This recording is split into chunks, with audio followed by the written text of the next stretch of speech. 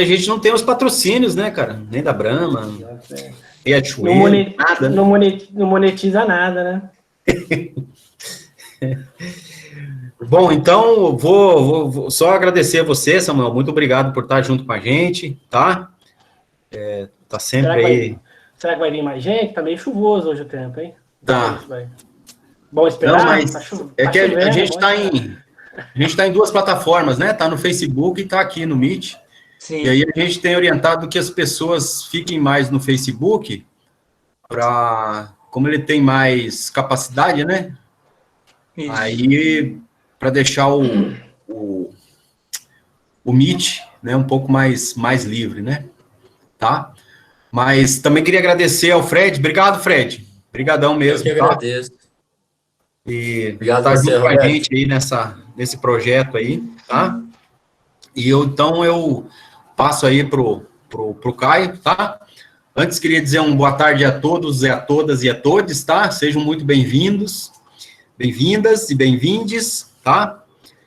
E, bom, vocês estarão aí em ótimas mãos e cabeças com o Samuel, com o Fred e agora inicialmente com o Caio, tá? Obrigado, gente. Eu vou desligar minha câmera e meu microfone, tá? Mas estou por aqui, tá bom?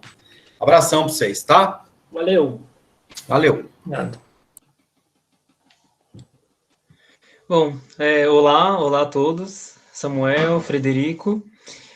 Olá, boa tarde para quem nos assiste pelo Facebook.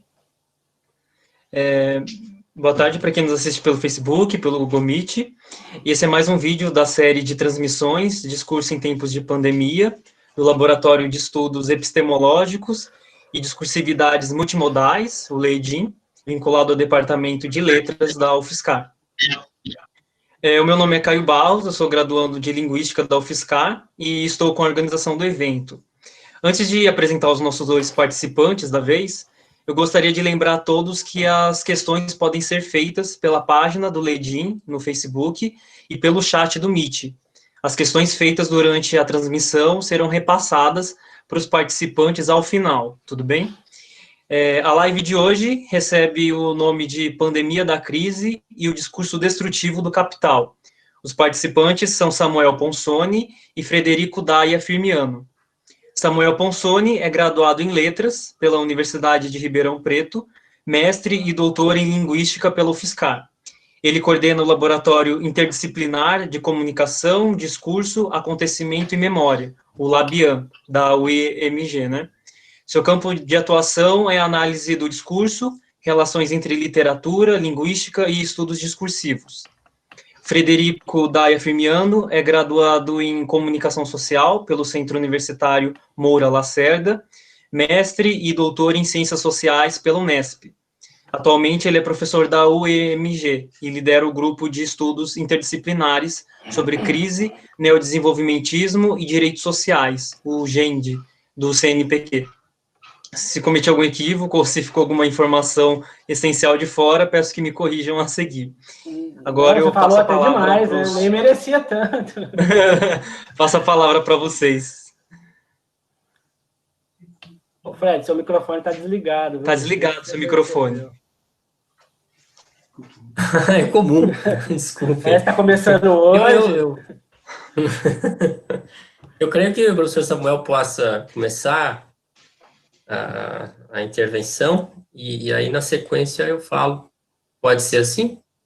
Tá, então vamos fazer assim, eu começo e depois você fala, pode ser? Ou o inverso. Tudo bem. Bom, boa tarde a todos, né? Todas aí. Agradecer ao UFSCar, né? Um lugar sempre bom de retornar, ainda que à distância, né? Eu vou estruturar minha fala, até para combinar mais ou menos assim o que são as linhas de pesquisa do Fred, o que são as minhas, o que é o tema das lives.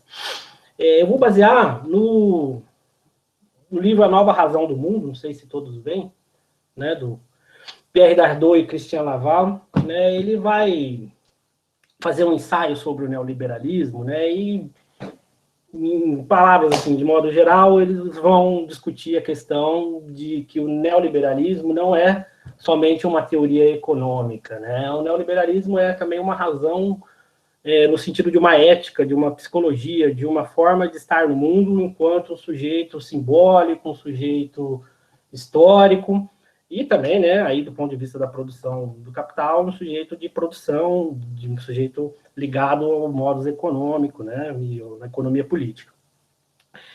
Então, né, para juntar essa perspectiva do PR Dardot e do Christian Laval, da Nova Razão do Mundo, eu parto de dois princípios discursivos básicos aqui, né? Ó. O discurso como um efeito de sentido entre os interlocutores, uma premissa básica da análise do discurso, sobretudo de base materialista, né, peixotiana, em que esse efeito de sentido esperado entre o sujeito, ele pode ser esperado, ele pode se dar na ordem da projeção, ele pode se dar na ordem da condição de produção, ele pode se dar na ordem das imagens discursivas que são construídas, e ele pode se dar na ordem das identificações, né, do sujeito. Então, esses efeitos, eles têm diversas maneiras de os sujeitos que estão nessa produção discursiva se relacionarem, né? Então, pode ser por uma questão de identificação, por uma questão de subjetivação, o discurso pode objetivar alguma coisa e o sujeito se subjetivar a partir daquilo. Enfim, tem uma série de premissas para esse efeito de sentido.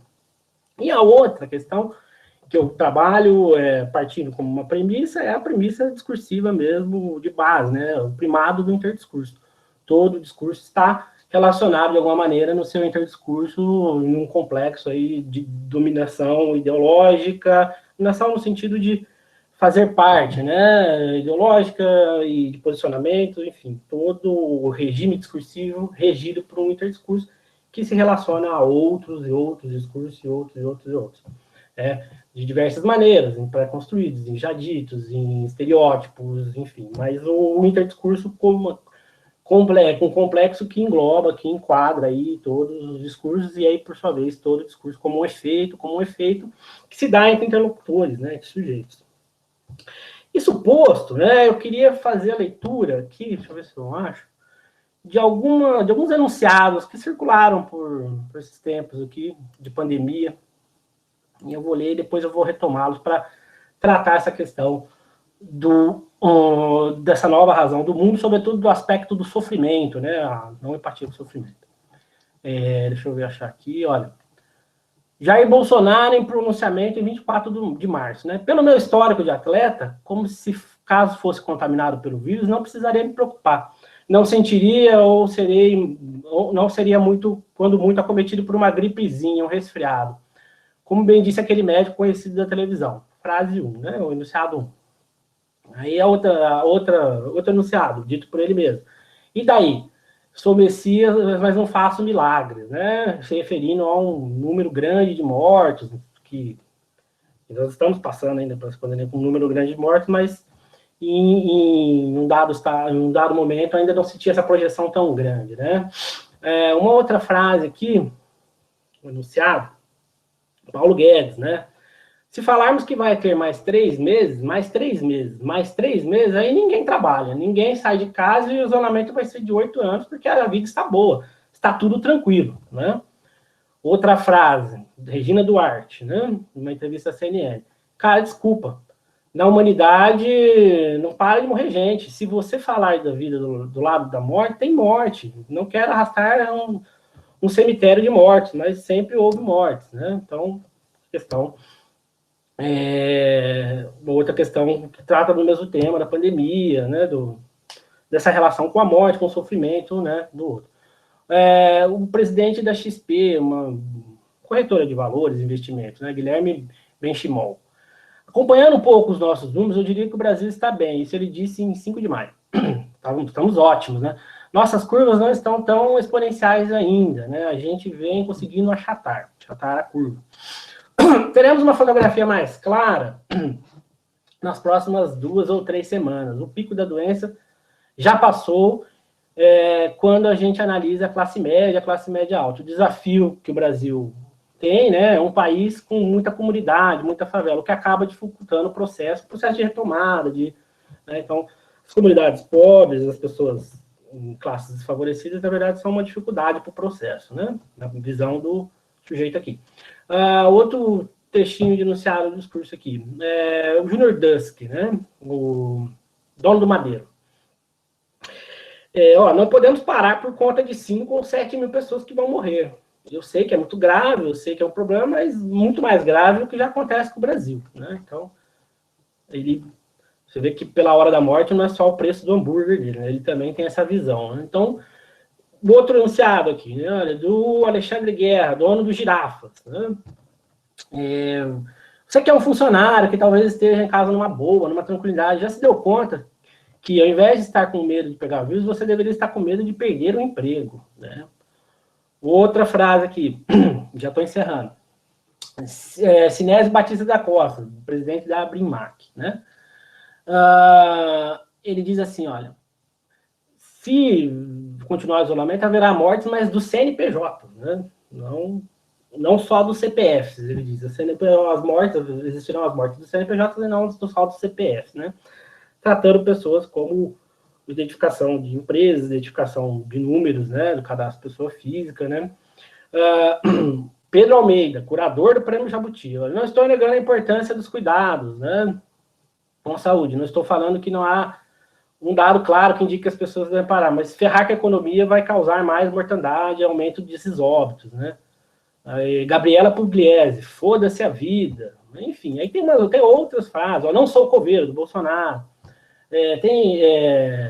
Não pode se acovardar, tem que encarar esse vírus de frente, né? Ninguém vai tolerar meu direito de ir e vir. O vírus está aí, temos que enfrentá-lo, mas enfrentá-lo como homem. Alguns vão morrer.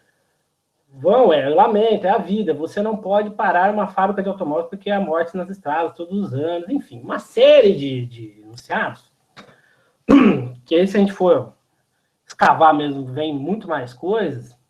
Uma série de enunciados que mostram assim, uma clara falta de empatia, falta de compaixão, falta de relação com o sentimento alheio, né? E visto assim, vindo de pessoas, no caso do presidente, né, o porta-voz máximo, digamos, de um certo grupo ideológico, ou que tenta conduzir o país, enfim. Você então tem ali claramente duas maneiras de observar essa mesma questão.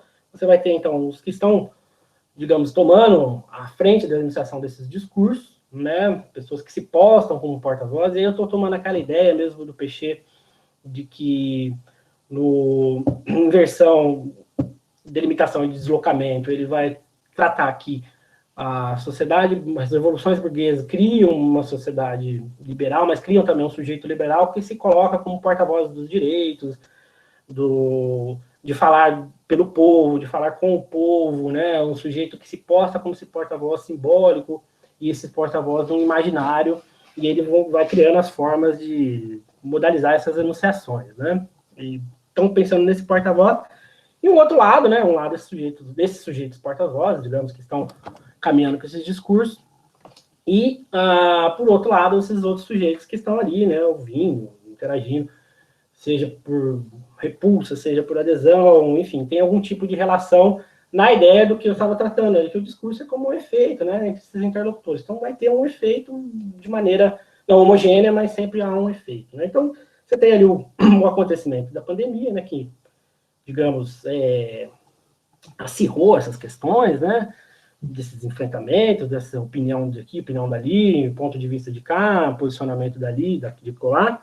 E essa pandemia, ela é sempre, né, por se tratar de um acontecimento, um ponto de encontro mesmo, de uma memória, de uma atualidade, ou como diria um alemão de barba, né, do século XIX, ao presente, a síntese da história, como ensinou um amigo meu, né, e você tem nesse acontecimento, então, a imersão, a reocupação dos espaços pelos sujeitos que precisam, digamos, tomar esse posicionamento, os sujeitos que precisam se postar com os seus discursos e se colocar, né? Mas essa questão do sujeito, né, que se posta desses discursos, esse sujeito moderno, neoliberal, esse que não tem empatia, eu vou chegar no ponto de tratar o sofrimento, esse sujeito ele tem uma história, uma matriz, né, esses discursos têm uma relação interdiscursiva, ele tem uma matriz que é histórica e é anterior ao presente momento. Aí você pode pensar na própria matriz do sujeito liberal, né, o sujeito pensado lá atrás, no século XVII, XVIII, pelo Locke, pelo Bentham, pelo Rousseau, né, o sujeito livre, o sujeito capaz de estabelecer contratos sociais, o sujeito capaz de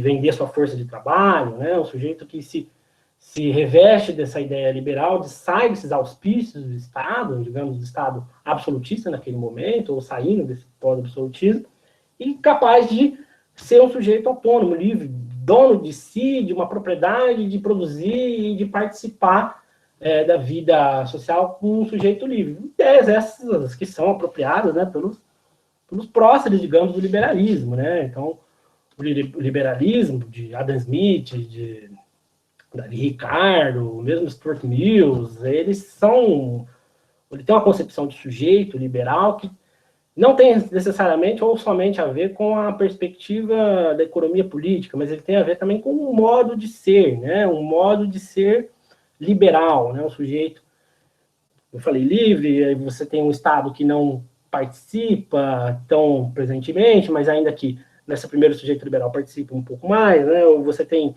um sujeito capaz de estabelecer as trocas, de produzir valores pelo seu trabalho, e você tem, então, esse mercado liberal que se organiza, né? Essa sociedade liberal que se organiza, e tem, né, como eu falei, as perspectivas do Adam Smith, né, a riqueza das nações, você tem o Ricardo, você tem a crítica a esse liberalismo feita por Marx, por exemplo, né, esse sujeito liberal e esse sujeito dessa perspectiva de estar no mundo, estar na vida, ter uma ética de mundo, né, e você tem, então, talvez esse sujeito liberal como um auge ali, digamos, no Kant, no Hegel, e por isso toda essa crítica construída, inclusive, pelo Marx. Enfim, mas esse sujeito, né, que está ali envolto, ele é um sujeito que se relaciona mais com o Estado do ponto de vista de oferecer os seus valores, vender os seus valores e receber algum tipo de outro valor em troca, né?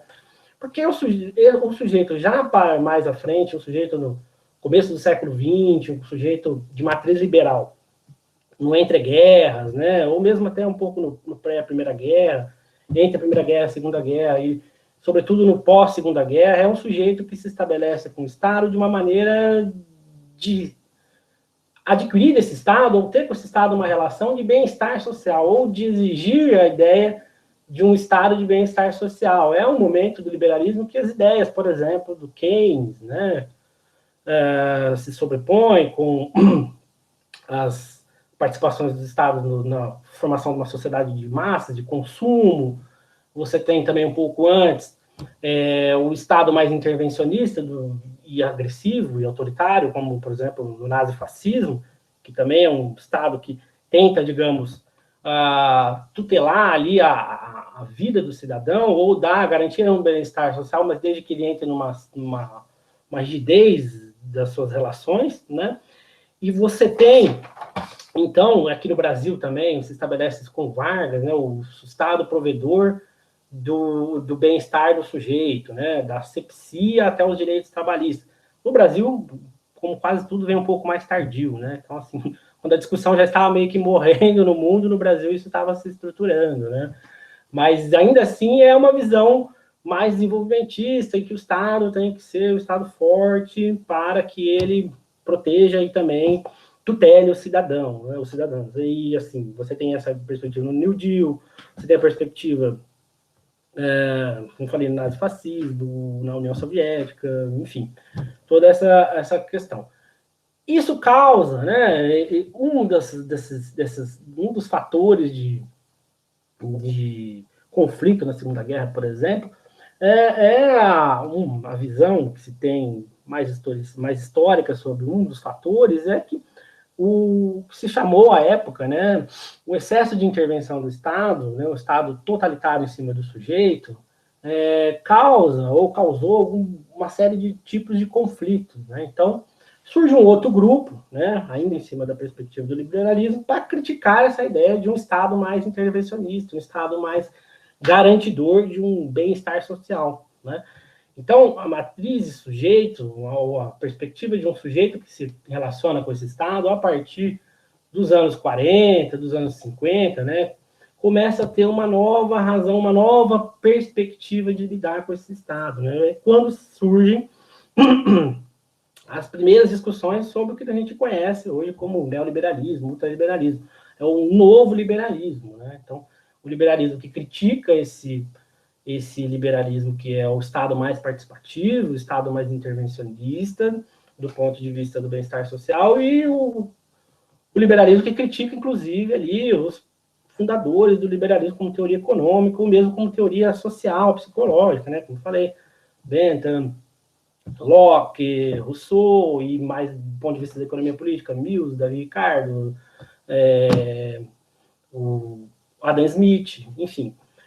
Então, esse grupo que começa a se formar ali no final dos anos 40, ele começa a questionar, então, quais seriam, então, a perspectiva de sujeito propositiva para uma sociedade liberal, né? E sociedade de Montpellier, sociedade, o colóquio Walter Lippmann, são os pontos de fundação, né? Mas, assim, a escola que, ou os pensadores que mais, assim, trabalharam naquele momento essa ideia de um Estado ultraliberal, um novo liberalismo, nós temos a chamada escola austríaca, né, com o von Mises, o Hayek, né, dois pensadores, inclusive o Hayek tinha até uma teoria psicológica para a implementação dessa economia política, desse novo sujeito, que a qual ele chamou de praxeologia.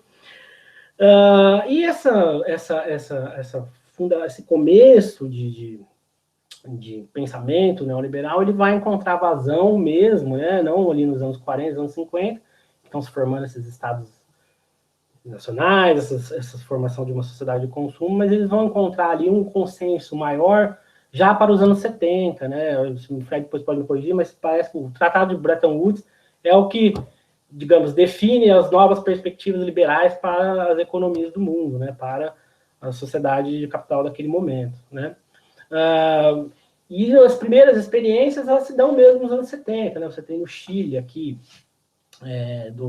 da ditadura do Pinochet, o Chile, que tem as ideias da Escola de Chicago, que toma muita influência desse neoliberalismo, como o Milton Friedman, né? O Friedman implantou a política econômica chilena. Depois você tem ali nos anos 80 os Estados Unidos, através do Ronald Reagan, e a Inglaterra, através da Margaret Thatcher, encampando isso do ponto de vista de uma economia neoliberal para o mundo, né? Digamos, é aí que surge a ideia ligada ao neoliberalismo de globalização. Então, essa perspectiva, menos impostos, sujeitos mais livres, sujeitos que têm de ter uma perspectiva de empresa, um sujeito que se vê como uma empresa em si, ele passa, então, a fazer parte desse modelo econômico que vai, hegemonicamente, né, ditando, né, essa financiarização, essa precarização das relações de trabalho, esse afastamento ainda maior do Estado, garantidor de qualquer tipo de proteção social. Enfim, você chega, então, a esse sujeito neoliberal, que, na perspectiva do Dardot e do Laval, que vão beber lá em outras fontes, por exemplo, o nascimento da biopolítica no Foucault, né?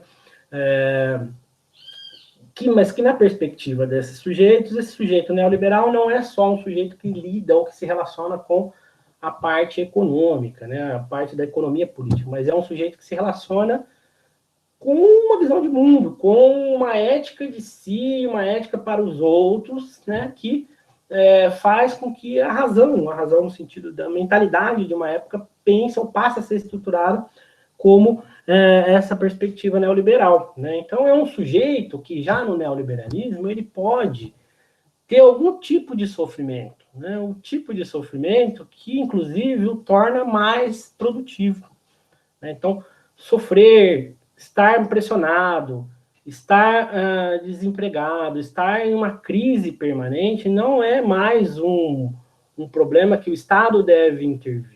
É um problema que, ao contrário, o Estado deve se afastar e deixar que as relações sociais tomem conta. Mas algum tipo de sofrimento a esse sujeito é permitido, né? Ou é positivo.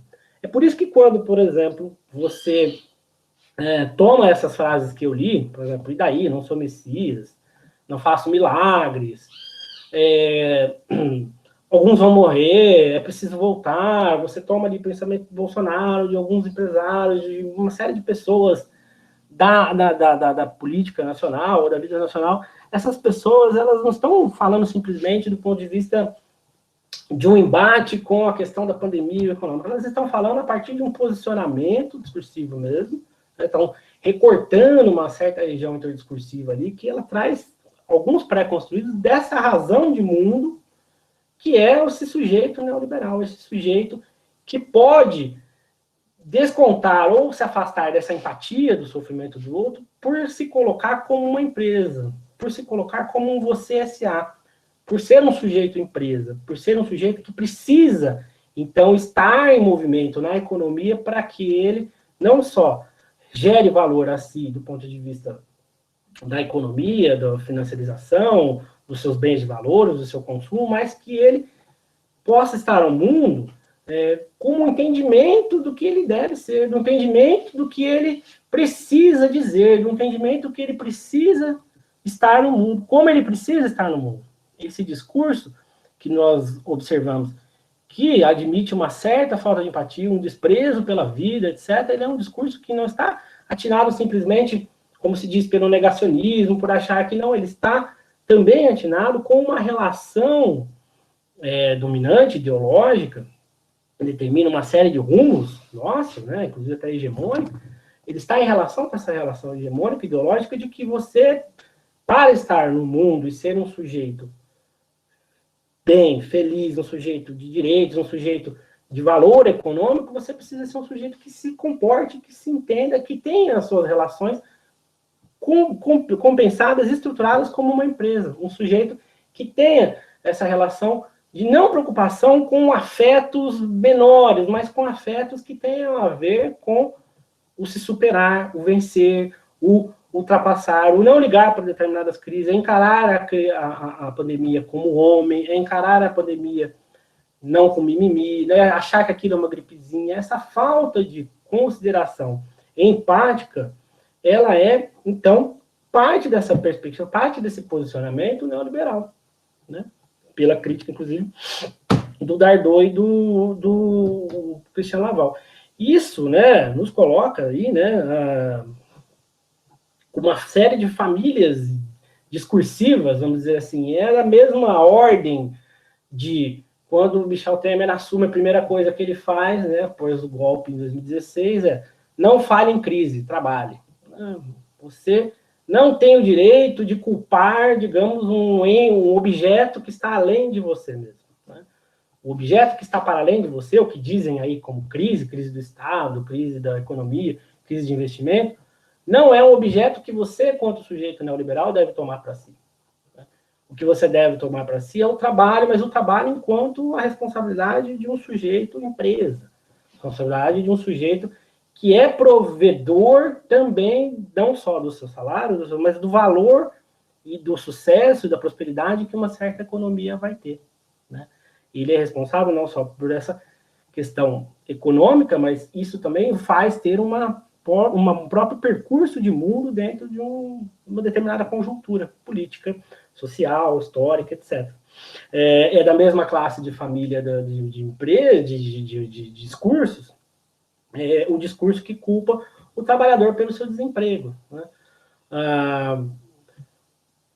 Há um certo número de desempregados, mas você vê, por exemplo, uma reportagem de mídia, tem a Fernanda, o Fred, você estava na banca da Fernanda, né, Fred? Em que ela analisou diversos enunciados de programas de televisão que trabalhadores do mundo empreendam, né? Exatamente. Então, assim, mostrava uma série de reportagens. Já não gostou do título. O Jean tá aí, não? O Jean tá aqui hoje? Tá? Me parece que sim. Então, vamos tirar ele da sala. Então, ela analisou uma série de reportagens de 2015, 2016, em diversos canais de televisão, e nessas reportagens sobre desemprego, crise, né, você tinha sempre a narrativa, digamos, mostrava uma empresa falindo, os números da economia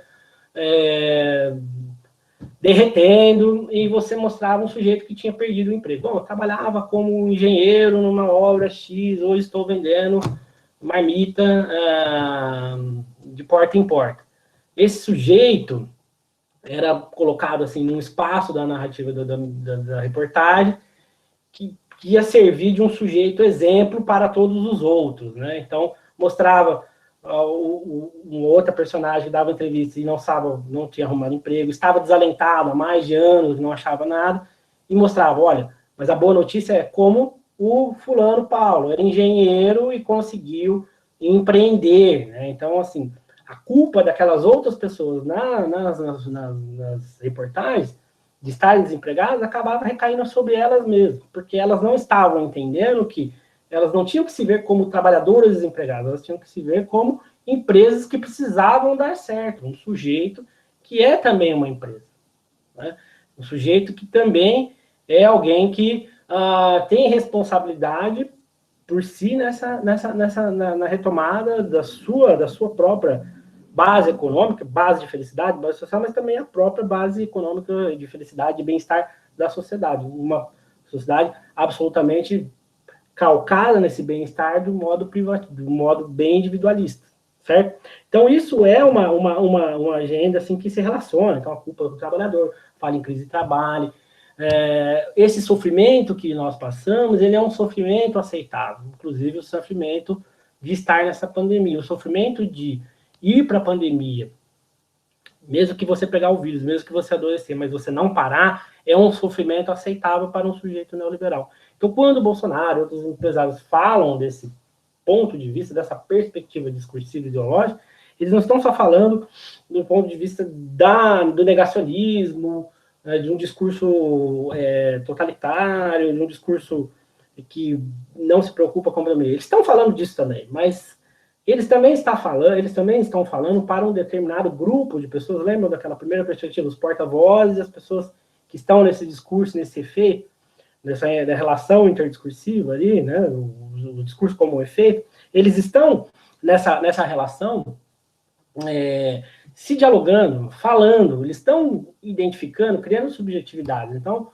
há um grande número de pessoas em diversas classes que se identificam com essa perspectiva ideológica e estão entendendo nessa fala não como um negacionismo, não como algo que seja contra a vida, embora seja, mas estão entendendo como um chamado para ser a ética ideológica neoliberal que, na cabeça dessas pessoas, é o que constitui o mundo mesmo, que constitui a nova razão do mundo. Então, se eu pegar, ou se algumas pessoas morrerem, não há problema. O problema é eu ficar parado enquanto eu, empresa, estou entrando em colapso. Não eu, enquanto trabalhador, né?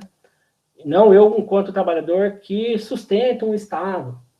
Eu, enquanto trabalhador que sustento os modos de produção de um determinado segmento de valor, de produção de capital. Veja, então, dizer assim que o discurso bolsonarista e dos bolsonaristas, né, e aí isso transcende a figura do Bolsonaro, né? Acho que isso é uma questão que nós precisamos pensar também, como a gente subestima, né, esse discurso bolsonarista como um idiota, né, um sujeito que não fala nada com nada. Na verdade, ele em si pode ser isso, eu não duvido, mas esse bolsonarismo, essa força que o sustenta, não é necessariamente essa questão idiota, né? Eles são bem organizados do ponto de vista da produção dos sentidos entre esses interlocutores, né? Quando ele está falando do saia para a rua, essa pouca empatia, ele está lidando com um circuito de afetos do sujeito que boa parte dos sujeitos estão entendendo como algo possível de responder esse chamado. É um sofrimento possível de ser enfrentado no caso dessa conjuntura da pandemia que estamos vivendo, né? Tanto é verdade que, se você olhar, digamos, números friamente, base de apoio dele e a base das pessoas que estão indo à rua, que estão saindo, que estão pouco se importando, ou se importando não como devia, com a própria questão do isolamento social, você vai ver uma discrepância bastante grande entre os números, porque ele não está atingindo só a chamada base política dele, ele está atingindo também uma base ideológica que está além dessa base política dele, por exemplo, com essa questão do sujeito se entender como um sujeito empresa, um sujeito você SA, né? Um sujeito que fala dessa perspectiva neoliberal. E, então, a gente segmenta o discurso do Bolsonaro apenas numa coisa de uma idiotice, de um sujeito que é negacionista, conservador, reacionário, fascista. Ele é tudo isso, e mais um pouco. Talvez falte até adjetivos para qualificá-lo. Mas ele também faz parte de uma lógica de organização ideológica, social, que serve, sim, e muito bem ao capital. Né? Serve muito bem isso. Ele está pressionado de um lado por conta das idiotices e barbaridades que ele faz, mas por um outro lado, ele tem um aval na figura, por exemplo, das políticas econômicas que ele implementa através do Guedes, bastante grande. Né? Inclusive, muitas pessoas atacam o Bolsonaro sem atacar essa política, que é, do ponto de vista do que está acontecendo conosco na sociedade, o que há de pior. Né? Todas as grandes reformas e achaques de direitos que estão ocorrendo, elas estão passando do mesmo jeito. Né? Tivemos agora a PEC do saneamento básico, que privatiza a água. Né? A água, um bem comum, um recurso finito, está assim, vai passar a mão de empresas privadas. Né? Passado e aprovado por boa parte da sociedade, por boa parte dessa ideologia CSA, né, do sujeito se pensar como empresa e não como um trabalhador. Então, às vezes a gente segmenta o discurso dele só no ponto de vista do folclore, da idiotice, mas não, tem uma regularidade, ele sabe com quais ideologias. Se você observar, inclusive, como o Bolsonaro se posta em redes sociais, em falas públicas, você observa vários Bolsonaros. No Facebook ele é um, no Twitter ele é outro. Isso é uma estratégia discursiva, é uma estratégia de como se comunicar, de como criar esses efeitos de sentido entre os interlocutores. Bem, mas esse sofrimento, ele vai ali, né, assim, essa sociedade neoliberal, essa visão, vai mais ou menos até ali 2008, 2007, quando há uma grande crise desse neoliberalismo, né?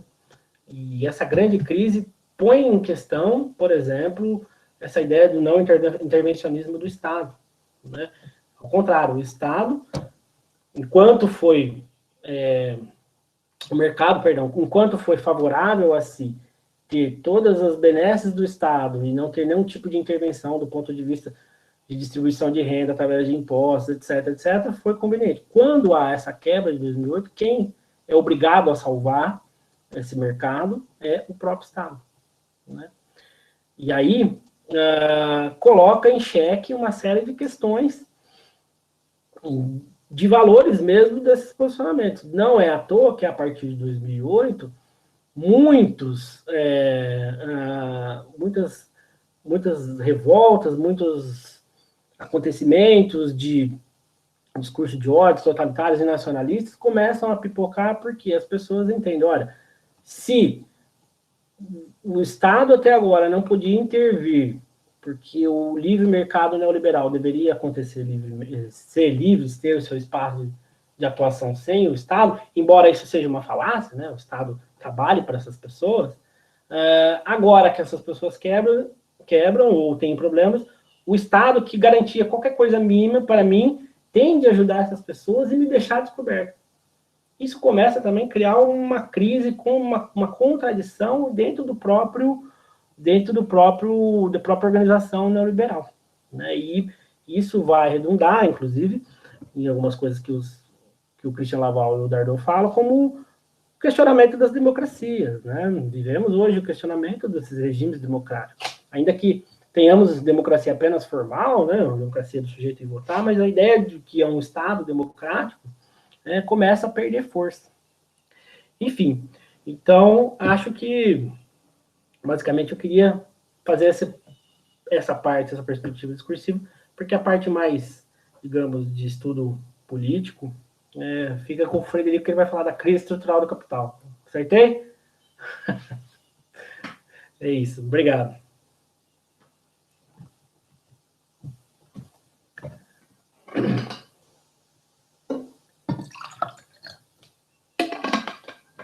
Muito bem, já começo? O Caio vai fazer alguma intervenção antes?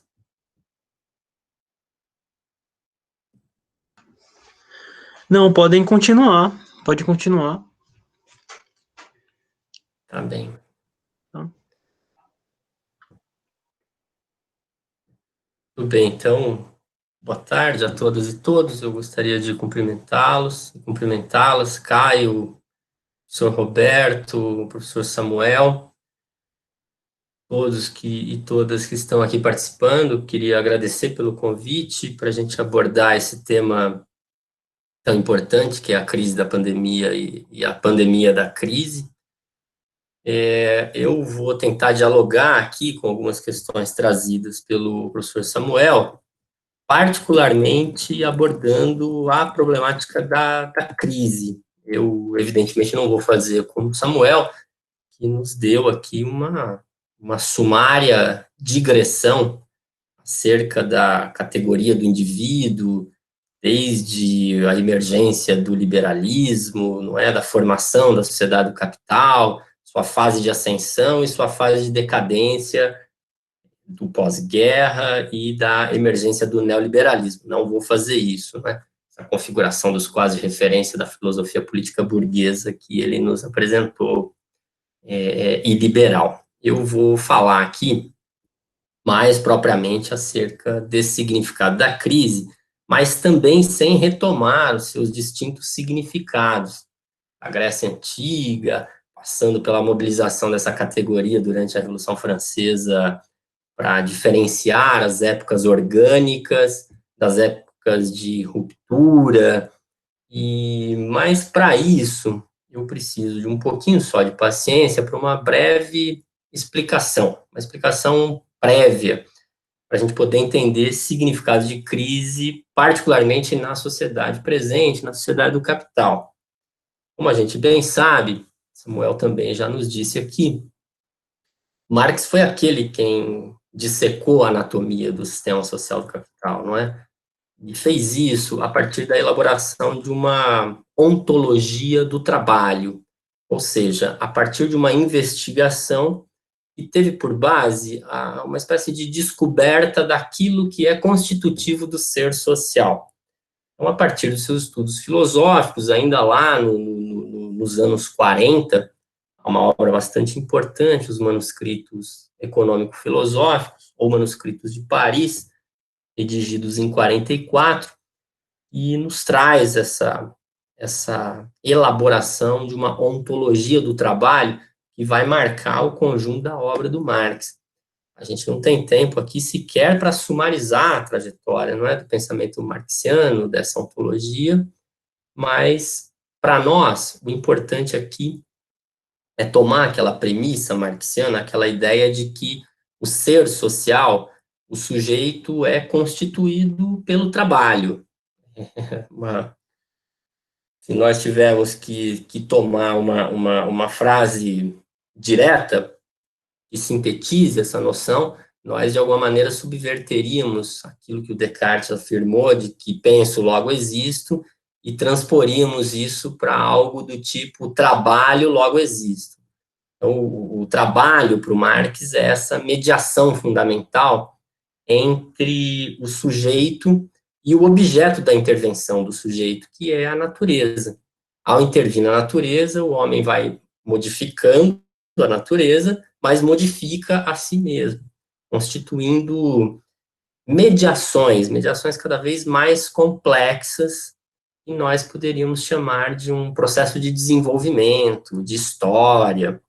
Então, o trabalho é essa dimensão que efetivamente constitui o ser, e constitui o ser na sua individualidade, mas também constitui o ser enquanto um ser social, porque esse trabalho nunca, em nenhuma circunstância histórica, pode ser executado individualmente.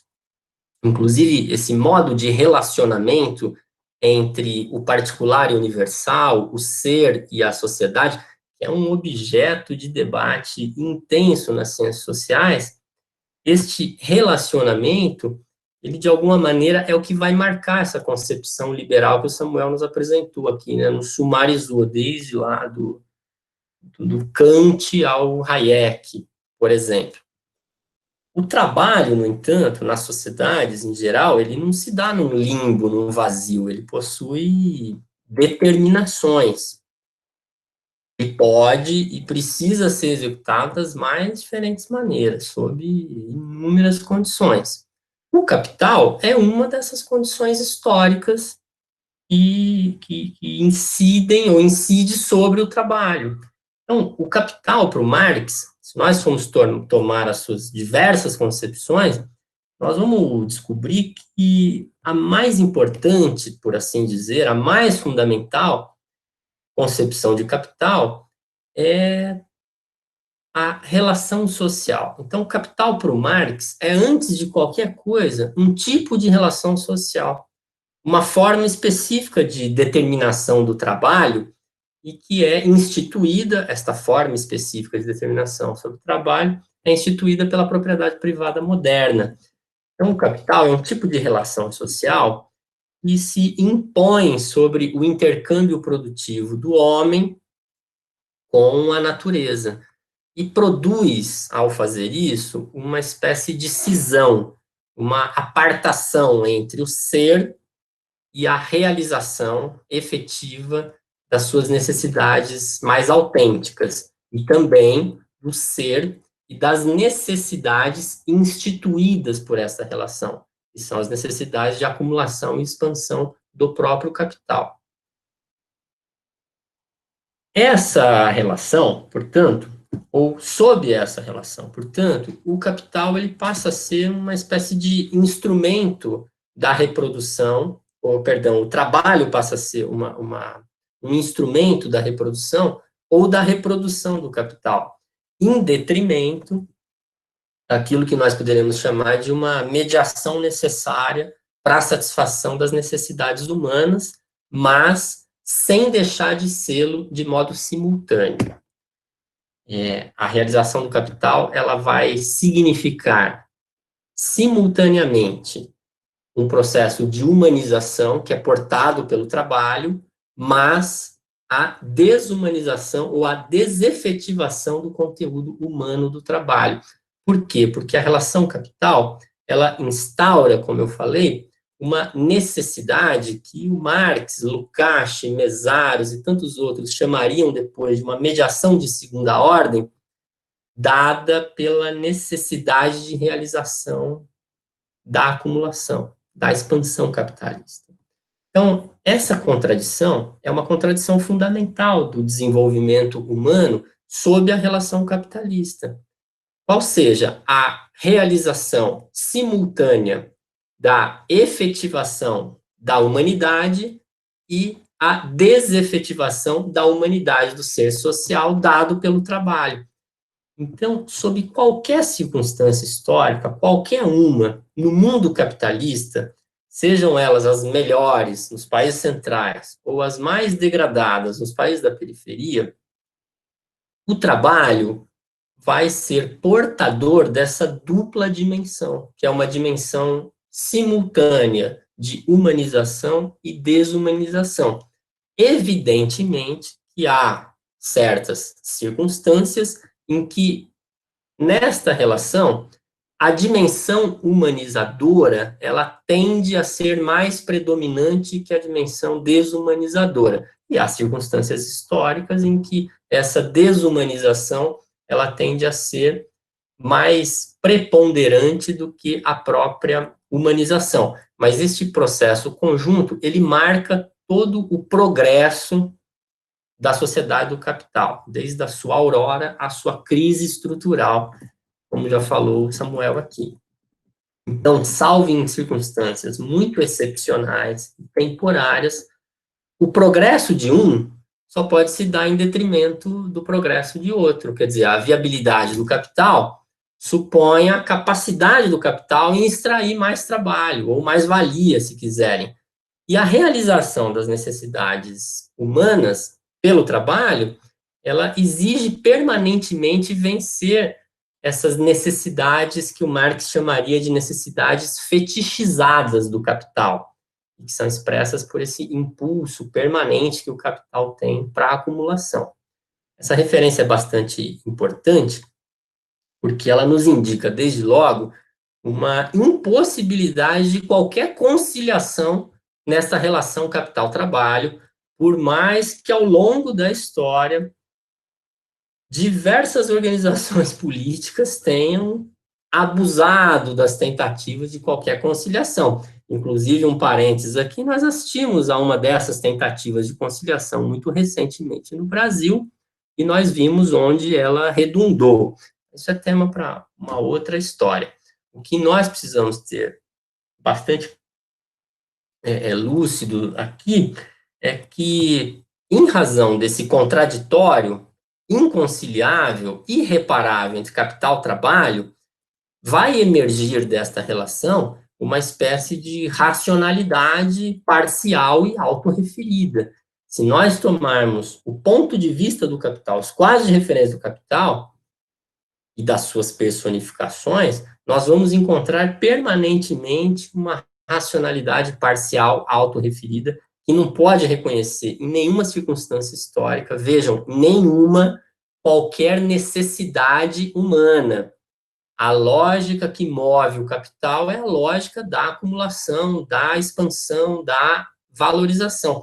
Em economia, para ser rigoroso, há uma distinção entre acumulação e expansão. Na sociedade do capital, acumulação e expansão acabam sendo a mesma coisa, funcionam como a mesma função para o capital. Então, diante deste imperativo fundamental do capital, não pode haver qualquer reconhecimento de qualquer necessidade humana, a não ser que esta necessidade humana seja reconhecida como parte da realização da necessidade do capital.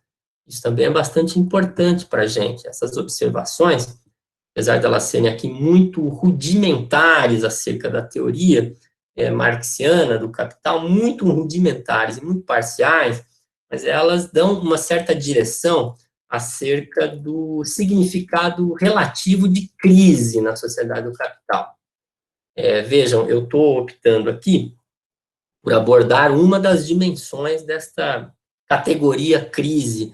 Marx vai desenvolver uma farta teoria econômica, sobretudo lá no livro 3 do Capital, acerca das formas de crise do desenvolvimento capitalista, as crises cíclicas do capital, a partir da lei geral da acumulação, das tendências da acumulação capitalista, da queda da taxa de lucro do capital. Não é isso que eu estou propondo abordar aqui. O que eu estou propondo abordar é que, nesta relação contraditória entre capital e trabalho, a partir da qual vai emergir uma racionalidade parcial do capital, os quadros de referência acerca do significado de crise vão se modificar a depender do ponto em que a gente parte. Dito de outra forma, do ponto de vista do capital, crise tem um significado. Do ponto de vista do trabalho, crise tem outro significado. E quais são esses significados de modo bastante geral? Do ponto de vista do capital, crise significa a interrupção do curso normal do processo de acumulação e valorização. Do ponto de vista do trabalho, a crise significa qualquer obstáculo para a realização das necessidades humanas. É claro que ambos, capital e trabalho, experimentam juntos essa crise, mas sentem de formas bastante diferentes.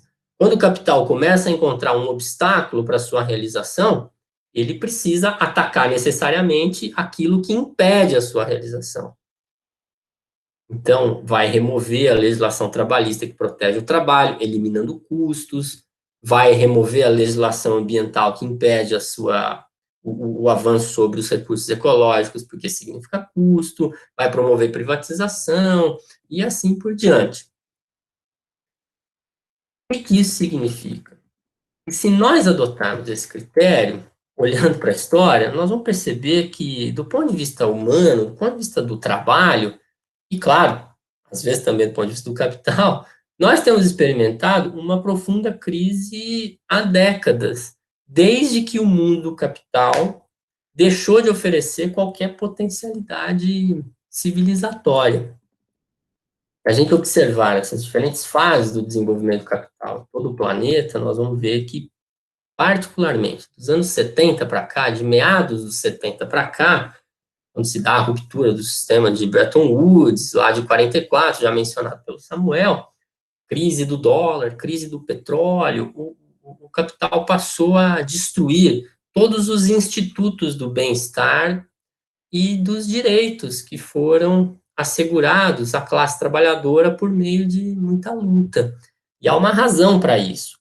No seu curso de expansão e de desenvolvimento, enquanto o capital encontrou uma margem de viabilidade produtiva, quer dizer, enquanto havia um espaço para disputas dentro da ordem vigente, para a conquista de direitos para o trabalho, inclusive direitos bastante humanizadores, foi possível estabelecer alguma relação de conciliação entre capital e trabalho, assegurando taxas de lucro ao capital e alguns direitos para a classe trabalhadora. E aqui cabe um parênteses importante, alguns direitos, sobretudo nos países centrais. Essa não é tanto a realidade nossa da periferia. Mas quando esse espaço se reduziu drasticamente, é um momento que coincide, por exemplo, com o encerramento da reconstrução do segundo pós-guerra, o capital deixou de oferecer certas possibilidades de conquista para o trabalho e passou a atacar as conquistas do trabalho. Isso se expressa no que vocês chamam, no que o Samuel chamou de neoliberalismo em quase todo o mundo. E vejam como é interessante a gente pensar, talvez a principal obra do Hayek, O Caminho da Servidão, tenha sido elaborado lá na década de 40, mas só passou a se tornar uma referência quase que obrigatória depois dos anos 70, quando o capital entra em crise. E o keynesianismo, que é contemporâneo a essa teoria, tem vigência ao longo dos anos 40, 50, 60, e aí vai perdendo fôlego. Por quê? Porque essas novas condições de reprodução do capital vão exigir uma teoria e uma racionalidade justificadoras para esse novo momento, que é um momento em que o capital precisa remover tudo aquilo que significa custo para a sua reprodução. O capital precisa criar, de qualquer maneira, espaço para a sua reprodução ampliada. Então, dito de outra maneira, uma vez que o capital atingiu todos os patamares de expansão, não dispõe mais de espaço para a criação de valor novo, ele passa a lançar mão dos expedientes mais vis que a gente pode imaginar para seguir o seu curso. E isso porque o capital não é capaz de reconhecer, ele não reconhece o significado de crise, quer dizer, diante do obstáculo posto à sua frente para a expansão, ele precisa agir no sentido de removê-lo. Isso é não reconhecer a necessidade de transformações no plano da materialidade das relações sociais. O que eu estou argumentando aqui, a partir de autores como Mesaros, como François Chesnais, como John Bellamy Foster, é que nós passamos a experimentar uma profunda crise civilizatória, uma crise estrutural, aqui, como disse Samuel, no momento em que o capital encontrou obstáculos para essa reprodução ampliada e no momento em que passou a precisar removê-los como forma de enfrentamento daquilo que significa crise na sua referência racional, impondo ao trabalho uma sociabilidade que é mais desefetivadora de conteúdo humano do que propriamente efetivadora de conteúdo humano.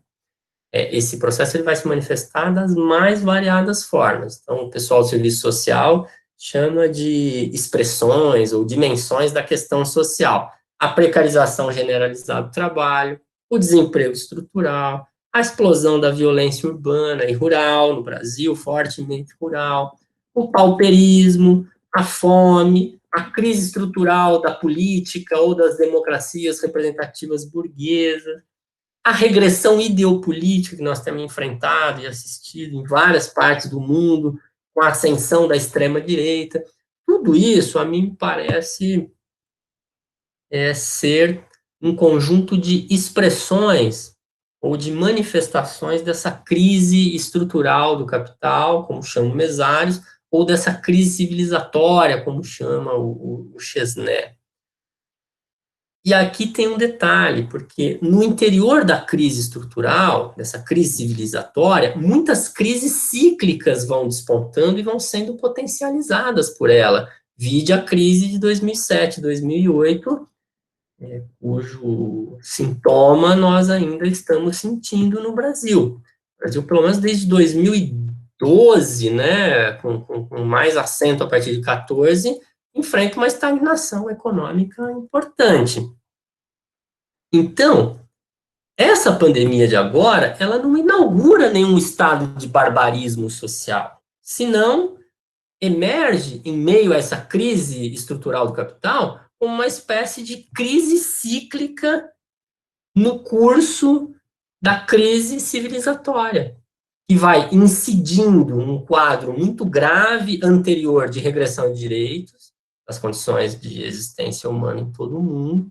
Claro que aqui em que pesem as diferenças entre os países centrais e da periferia, mas, de alguma maneira, também potencializada pela forma de ser do capitalismo hoje. E graças ao desmonte dos direitos sociais instituídos, dos institutos de proteção social, do estado de bem-estar social, vem manifestando-se perigosamente no plano da destruição da vida. Eu quero dizer com isso que, graças ao desmonte da proteção e do estado de bem-estar social, principalmente dos anos 70 para cá, nós nos encontramos numa situação em que os sistemas públicos não conseguem dar conta de situações pandêmicas como essa que nós estamos enfrentando. Então, falta um leito em hospital, falta cobertura do sistema de saúde para mais da metade da população planetária.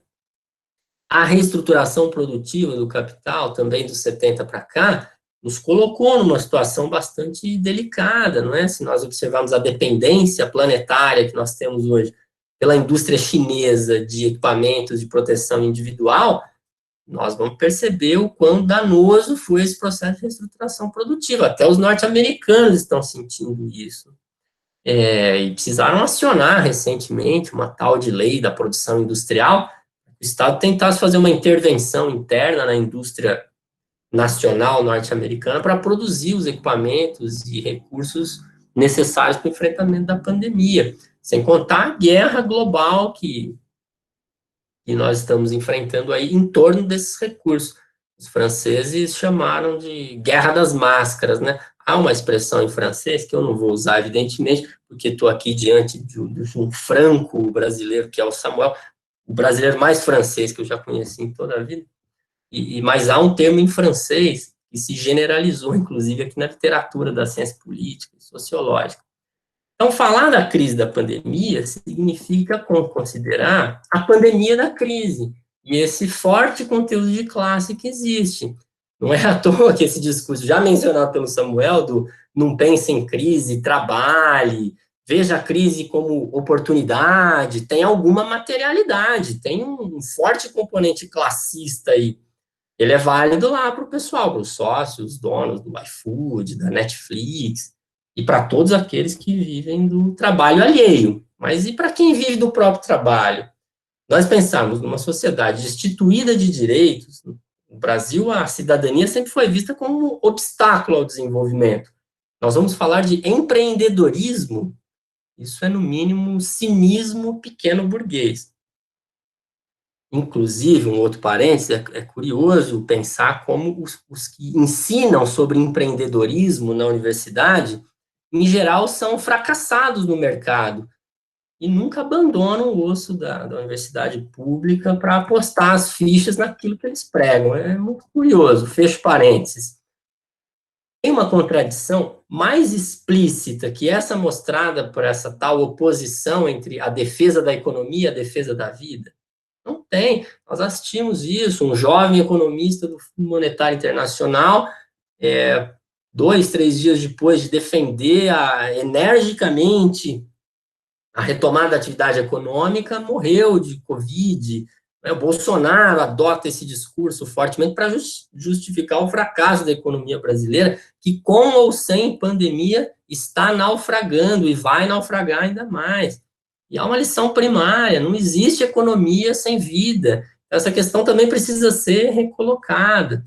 Qual é a economia? Qual é a forma do intercâmbio produtivo que preserva a vida e possibilita, ao mesmo tempo, um desenvolvimento humano? Como é que a gente equaciona isso? Ou seja, a gente precisa enxergar para além dos quadros de referência do capital, e vem operando como uma espécie de carapaça de aço sobre nós, não é? Essa expressão é do Weber, mas esses quadros de referência do capital funcionam como uma carapaça de aço, não é? E já lhes digo, não tem nada de idealista nisso, não. Não tem sido incomum esse discurso de classe média em nome do isolamento social. Por que eu digo que é um discurso de classe média? Porque o discurso do capital é pela retomada imediata das atividades econômicas. O discurso da classe trabalhadora é: precisamos sobreviver, não dá para ficar em casa. Então, esse discurso em torno do isolamento social é uma espécie de discurso de classe média. 40% da força de trabalho ativa no Brasil é informal. Não tem proteção social, exceto esse auxílio emergencial aprovado, que é vergonhoso, perto daquilo que o Estado jorra de dinheiro no grande capital. E aí a classe média se debruça sobre o gradil da sacada, do apartamento, e olha para a rua e diz: nossa, esse povo não tem consciência, esse povo está na rua, e por isso que essa pandemia não acaba nunca, como vou me proteger assim? Esse é o discurso de classe média. Defender isolamento social sem defender, na mesma frase, auxílio ao trabalho e ao trabalhador, é discurso de classe média, cinismo pequeno burguês. E aí, me permitam aqui a provocação, essa mesma classe média progressista que vota no PT, e etc, etc. Então, nós precisamos ser muito cuidadosos com as chaves interpretativas e com os quadros de referência ideopolíticos para a gente poder se manejar na defesa deste ou daquele discurso, disso ou daquilo na sociedade de classes do capital, sempre tendo presente que todas as escolhas guardam esse conteúdo de classe. Essa é uma lição que vocês, inclusive no discurso, nos ajudam em muito nas ciências sociais. A gente queira ou não queira, a gente goste ou não goste. A começar pela própria compreensão da crise, do significado da crise, do processo real de crise.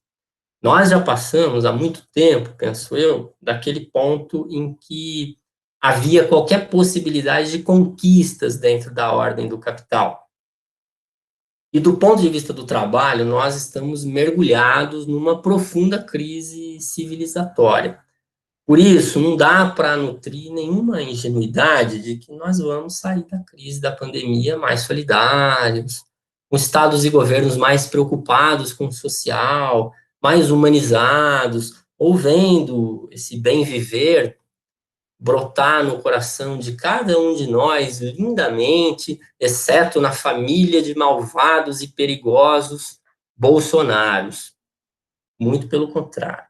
Nós vamos sair dessa crise ainda mais mergulhados no barbarismo do mundo do capital, em razão das suas necessidades objetivas que vão estar mais sedentas por encontrar formas novas de valorização do valor, porque essa é a tendência objetiva em curso. Há pouco tempo me perguntaram, durante uma reunião com estudantes, mas professor, o que pode vir depois da crise? E aí eu termino com essa resposta, devolvendo a palavra ao Caio, e mais uma vez agradecendo pelo convite, a oportunidade de falar para vocês. Eu lhes digo, o que virá depois da crise vai ser mais crise. Obrigado. Muito obrigado pela fala de vocês. Chegou uma questão aqui, acho que os dois podem ajudar a responder essa. Posso fazer, né? Sou professor da rede pública e tenho ouvido o discurso de que não podemos parar. Nenhum aluno deve ficar para trás, mesmo em plena pandemia. Isso pode ser um reflexo do discurso neoliberal incorporado pelo Estado?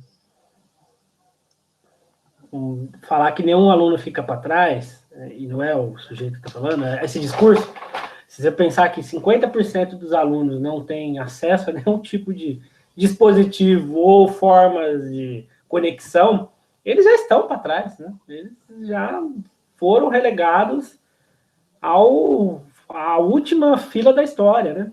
Infelizmente. Né? E com certeza, é fácil, como o Fred estava dizendo, né?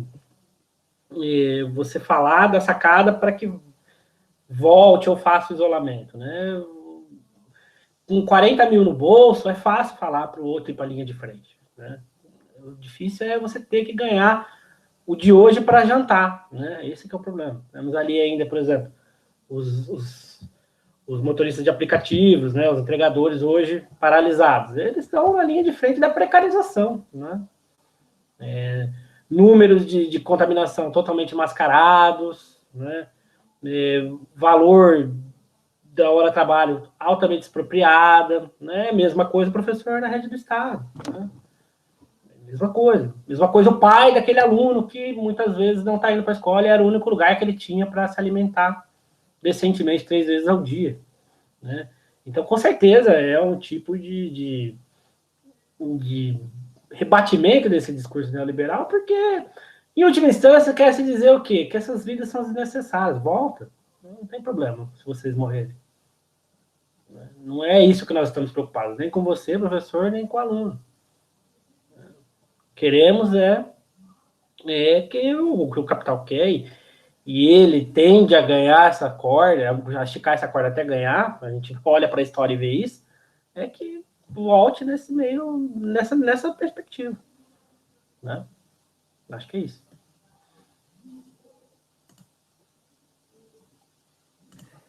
Eu penso que a literatura econômico-sociológica já nos mostrou qual é a função do desemprego e das gentes sobrantes na sociedade do capital.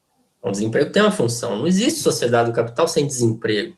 Até o que se chamava de pleno emprego, com keynesianismo, na era de ouro do mundo do capital, como registrou o Hobsbawm, ainda era alguma taxa de desemprego, porque a sociedade do capital não pode oferecer condições de reprodução da existência a todos simultaneamente.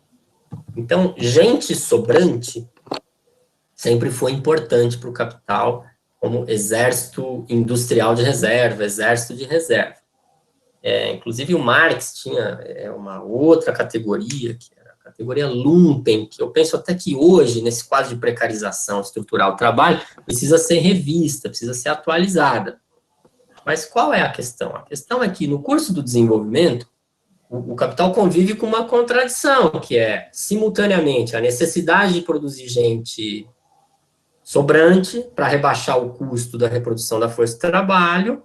Só que, ao fazer isso, o capital vai criando um problema para si mesmo, porque se essa quantidade de gente sobrante se agiganta muito, a sociedade do capital tem uma questão social a ser resolvida.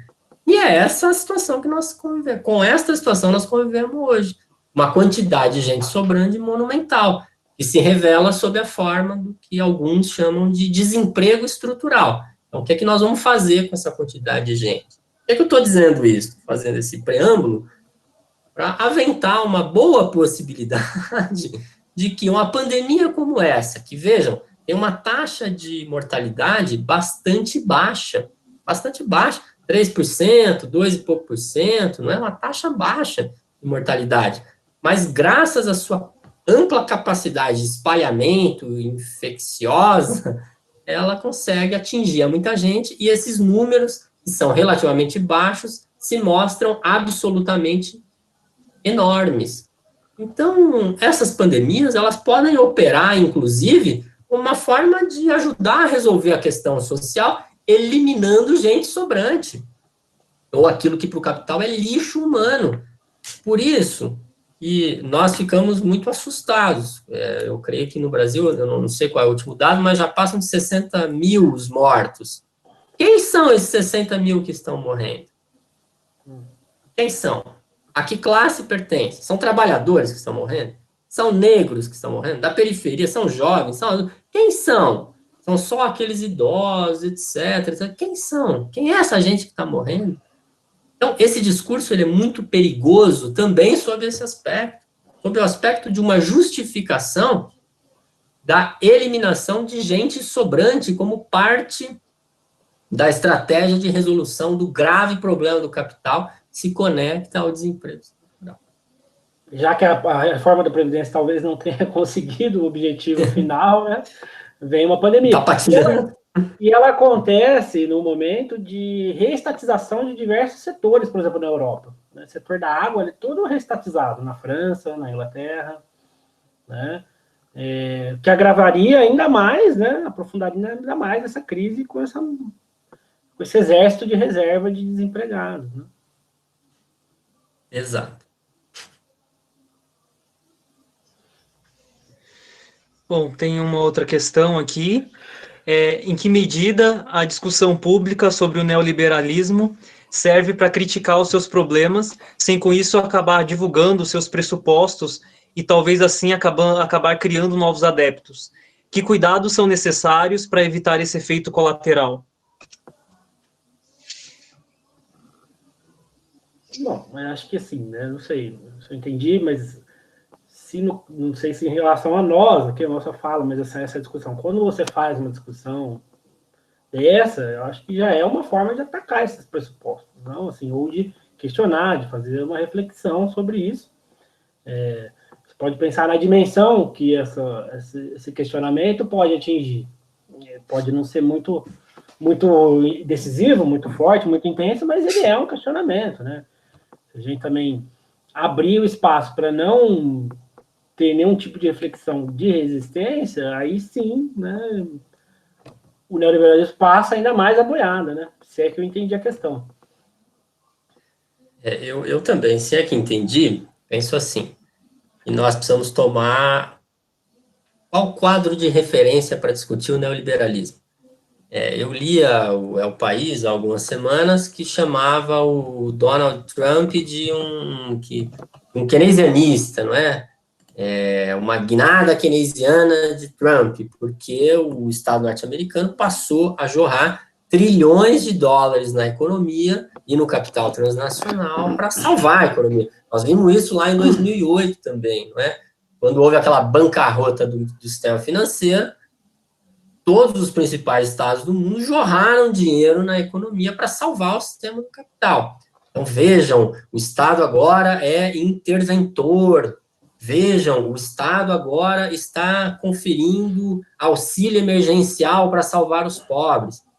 Nós precisamos ter muito evidente aqui que a intervenção estatal, ela sempre esteve no horizonte do mundo do capital. Não há sociedade do capital, não há livre mercado sem a intervenção direta, permanente do Estado. Me mostrem uma grande empresa que opere no mundo sem amparo de fundo público, sem dinheiro público. Não existe.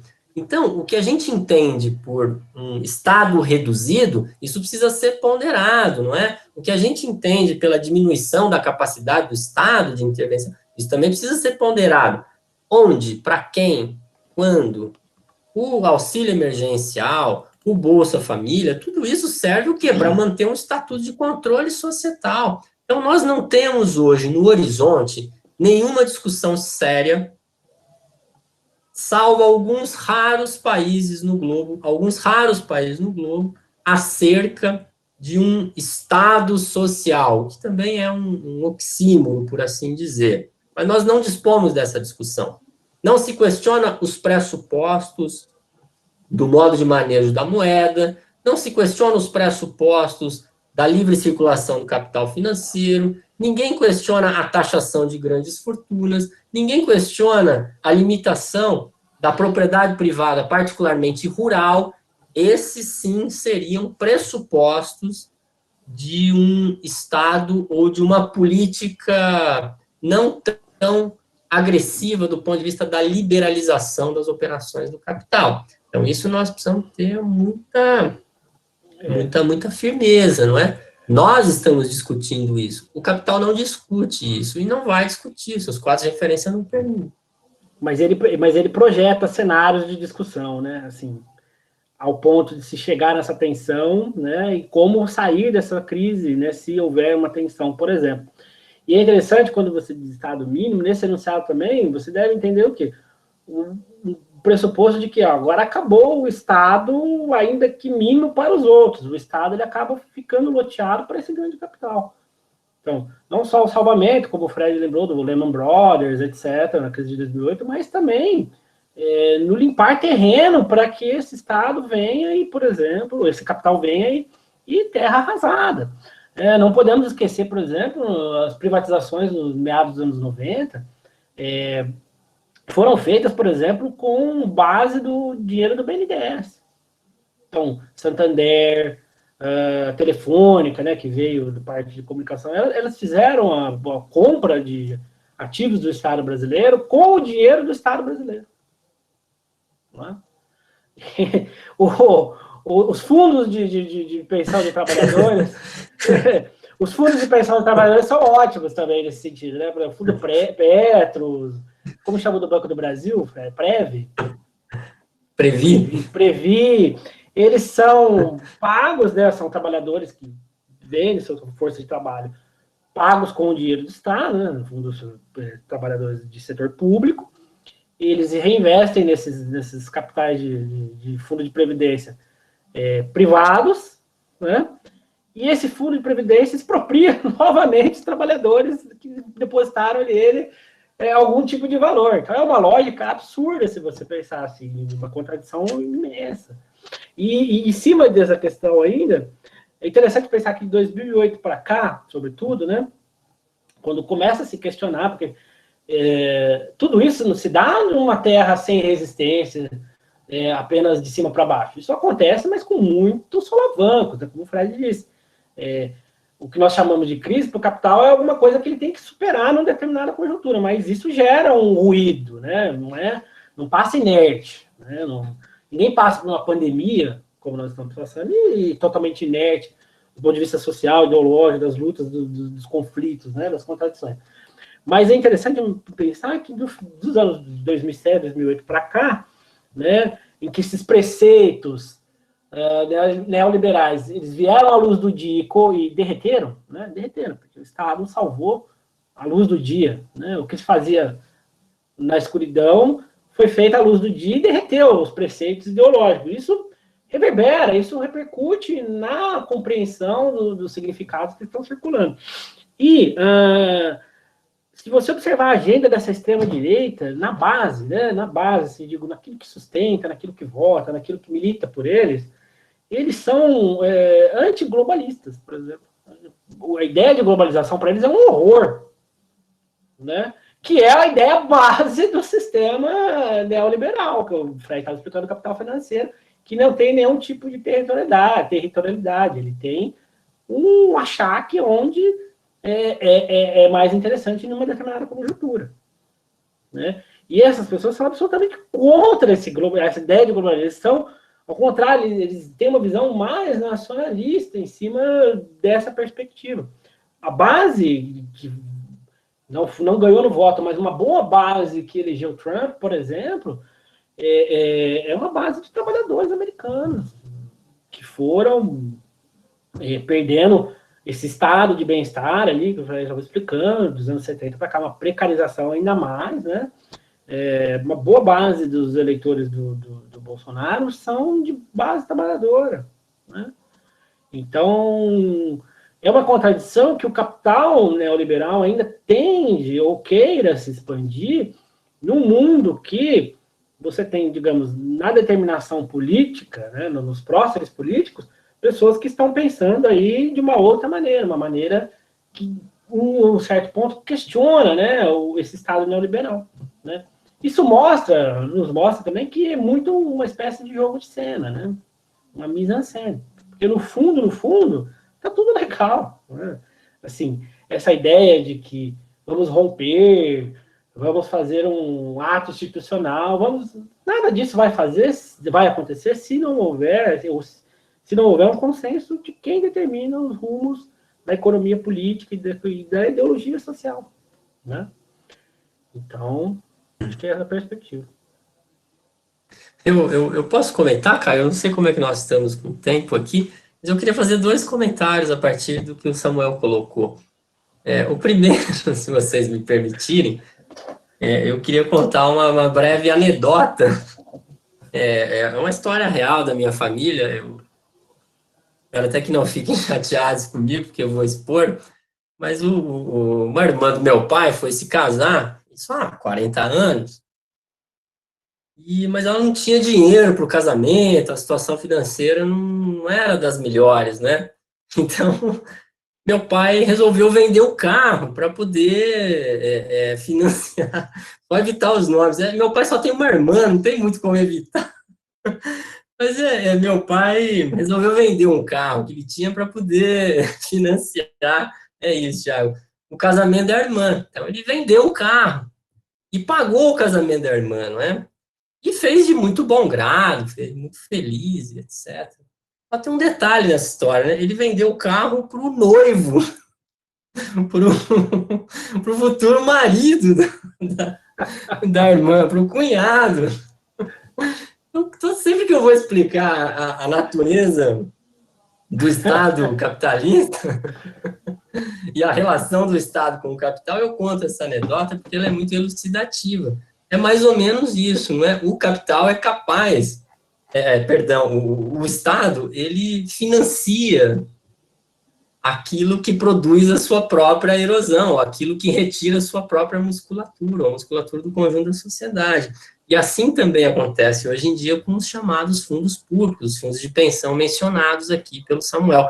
Petros, Previ, são talvez os maiores investidores institucionais do Brasil, alguns dos maiores do mundo. Então, os trabalhadores pagam previdência privada, esse fundo investe esse recurso em atividades que promovem a reestruturação produtiva que leva ao desemprego do trabalhador que contribuiu. Então, vejam. É uma lógica maluca. É a lógica do mundo capital. Inclusive, o professor Francisco de Oliveira, já falecido, chamou isso de o antivalor. Mas é algo muito importante aqui para a gente considerar e estudar. Mas isso é um pouco da dinâmica e da lógica do sistema do capital. Era isso que eu queria comentar. Obrigado pela resposta. Tem uma outra questão aqui. Nesse laboratório cíclico das crises do capital, existe alinhamento da pauta acumulativa e expansionista no afrouxamento da quarentena e nos discursos anti-ciência? A gestão federal contribui ou atrapalha o capital em detrimento dos interesses do trabalho? É possível, e se sim, como reaver esse espaço tomado pelo capital durante as crises e a pandemia? Quer responder aí, Fred? São muitas questões dentro de uma só, não é? E questões bastante delicadas. Um campo minado, né? Primeiro, a respeito aí desse eu estou até tentando recuperar aqui para ir lendo a pergunta. Esse laboratório cíclico das crises do capital, existe alinhamento da pauta para o afrouxamento da quarentena, etc. É muito difícil a gente avaliar isso, mas uma coisa é certa, há uma pressão gigantesca por determinados setores do capital para o afrouxamento da quarentena. E isso coloca em risco certos capitais, principalmente os capitais menores. A crise para o capital pode ser, sim, uma oportunidade para o próprio capital.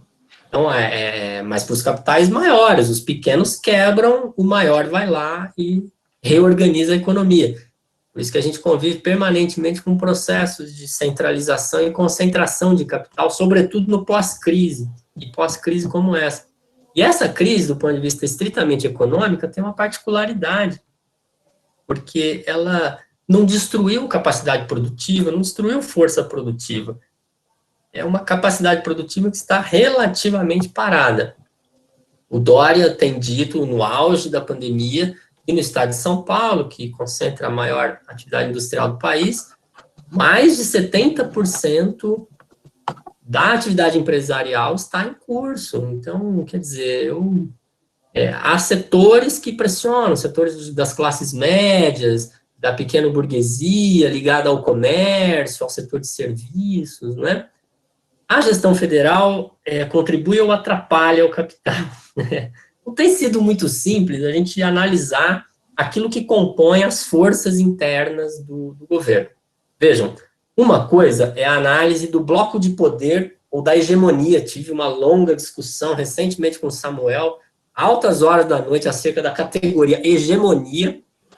Chegamos a conclusão nenhuma. Nenhuma conclusão. Não é? Mas o fato é que uma coisa é a gente analisar quais são as condições de hegemonia do capital. Outra coisa é a gente analisar a composição interna do governo.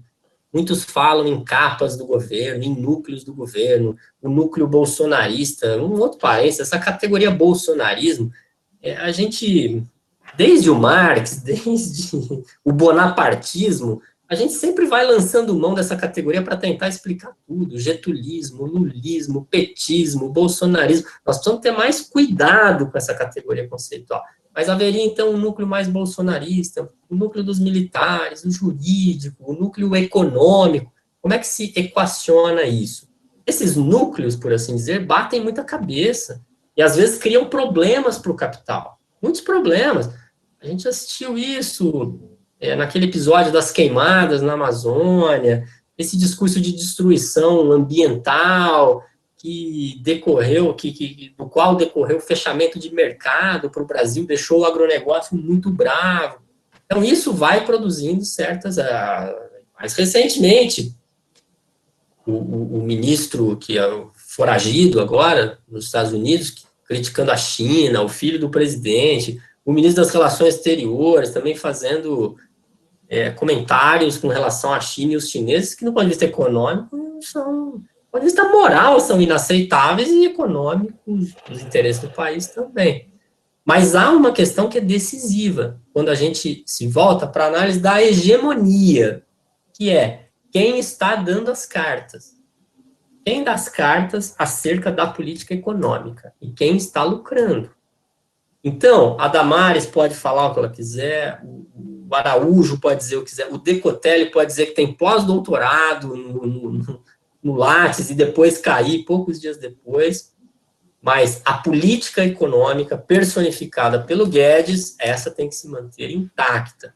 Por isso que nós temos uma blindagem permanente desse tal Ministério da Economia, permanente. Esse sujeito é blindado pelos militares.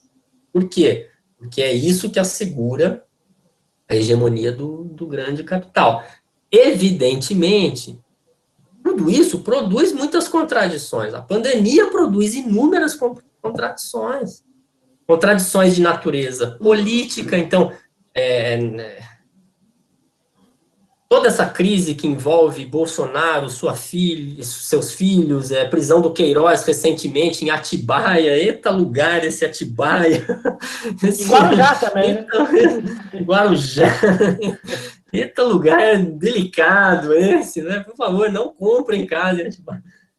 Então, tudo isso vai criando fissuras nesse bloco de poder, fissuras nessa hegemonia, e contradições para as forças de esquerda operarem. O problema é que hoje nós nos encontramos num cenário em que as esquerdas estão muito desarticuladas e todo o conflito, dominantemente, que a gente assiste, é um conflito no âmbito da direita. É um conflito burguês, dentro da direita, das frações da direita. Isso é muito grave. Mas há também contradições, são contradições sociais muito graves. A situação dos entregadores, a condição de trabalho dos entregadores, levou à realização de uma greve hoje. Então, hoje, esses caras estão em greve. Vejam, sob uma dificuldade enorme de se articular, porque é uma categoria profissional que não dispõe daquilo que o Edward Palmer Thompson chamava de terreno da experiência histórica, né? A fábrica, Samuel foi trabalhador fabril, foi operário fabril, sabe como é que é, né, o território da fábrica, onde os trabalhadores se encontram e ali confabulam, greve, se articulam, discutem, elevam a consciência. Esses trabalhadores não dispõem desse terreno, é o terreno da experiência. Mesmo assim, conseguiram articular uma greve nacional, um chamamento nacional. Então, hoje, não peçam comida, não peçam nada pelo iFood, pelo não sei o que, eu não conheço muito desses aplicativos. Isso é muito importante e revela o quê? As contradições desse sistema social, dessa pandemia da crise que nós estamos enfrentando.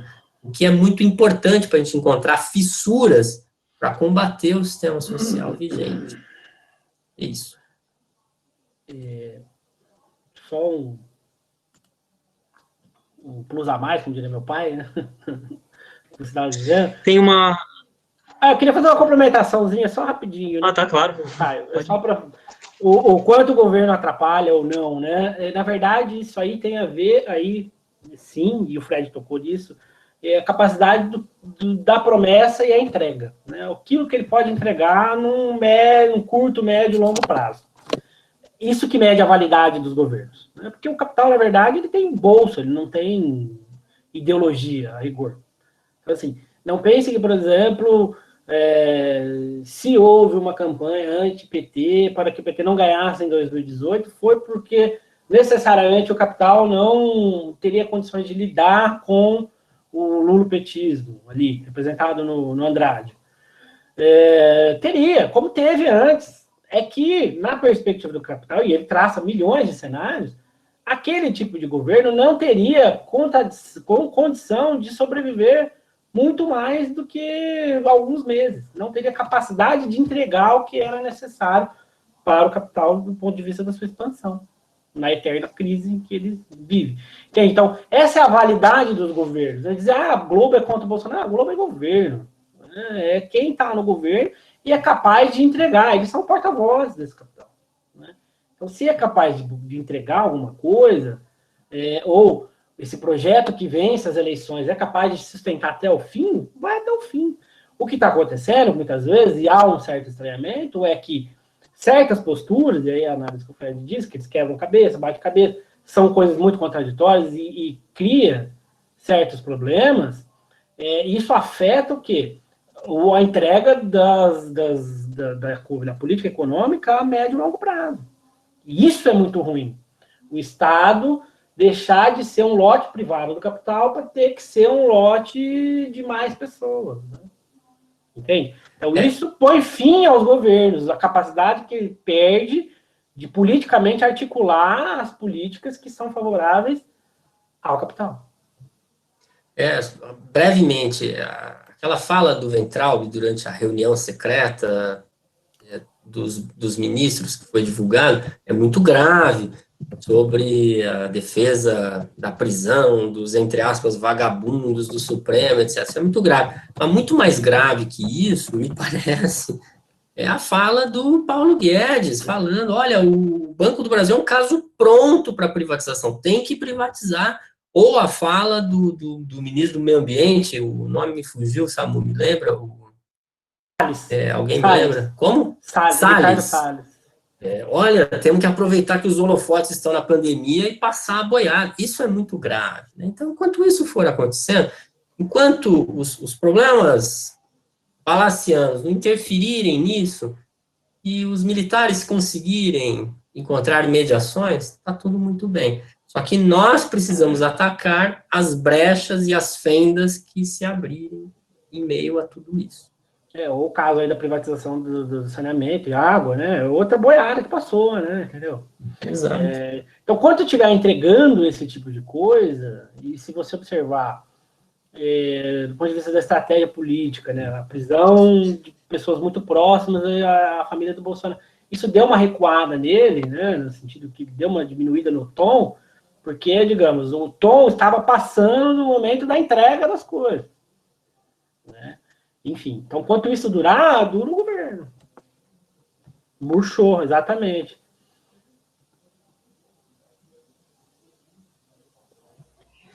Tem uma outra questão no chat. Existe uma brecha discursiva para apresentação de pautas mais alinhadas ao interesse popular, direto com a cisma das direitas e o governo federal? Sempre existe, né? Sempre existe espaço para você resistir.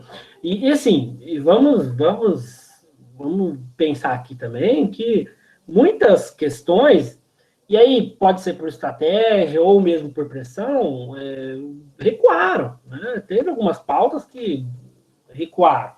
Né?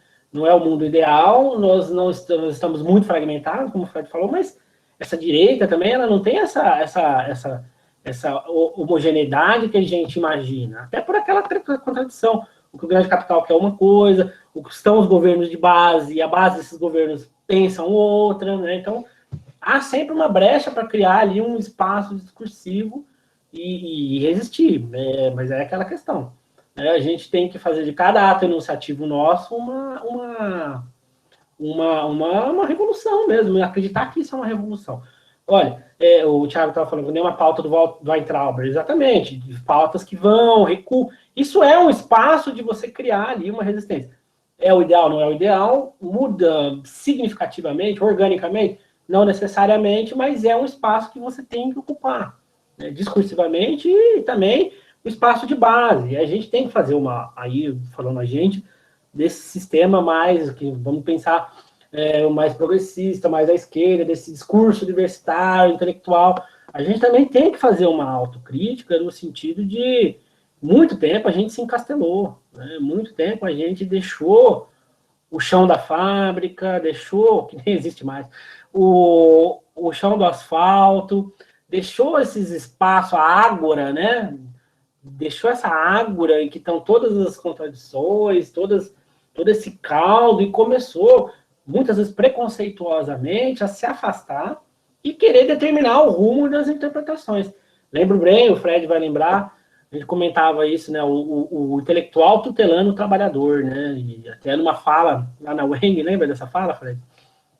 Que teve uma invertida, né, porque tinha uma intelectual lá de renome dentro da instituição, e falando, uma trabalhadora levantou a mão e questionou, né, assim, a fala da intelectual ali, né, que versava coisas preconceituosas em relação à religião dos trabalhadores serem muito dogmáticas, uma religião da teoria da prosperidade, eles estão sendo enganados pelos evangélicos, pastores, etc.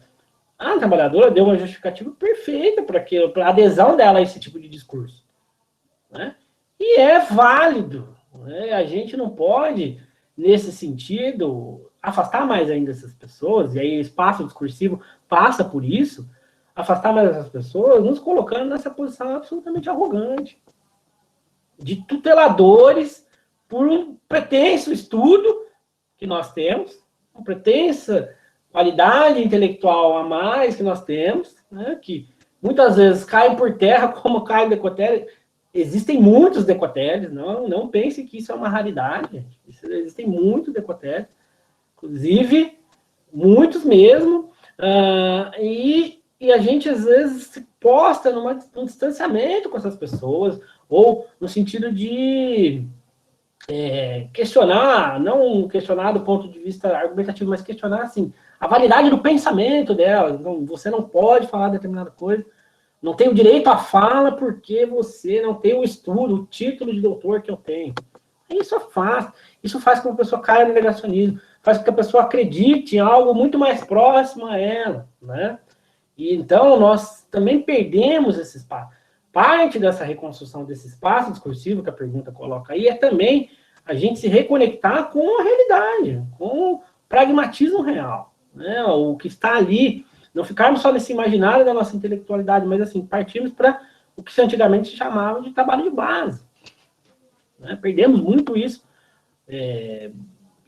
Nós perdemos as nossas formas organizativas, né? E assim, isso é carente de necessidade, né? Vou comentar mais um episódio que o Fred e eu estávamos juntos, né? Esse foi bem significativo disso que eu estou dizendo. Estávamos numa manifestação, né? Qualquer aí da vida, e aí tinha um carro de som, lembra dessa?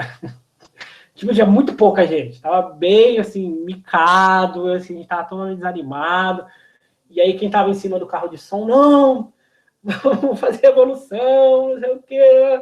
E aí estavam vindo alguns estudantes da USP, por acaso, né? Mas era assim, coisa de 10 ou 12, também poucos, muito poucos.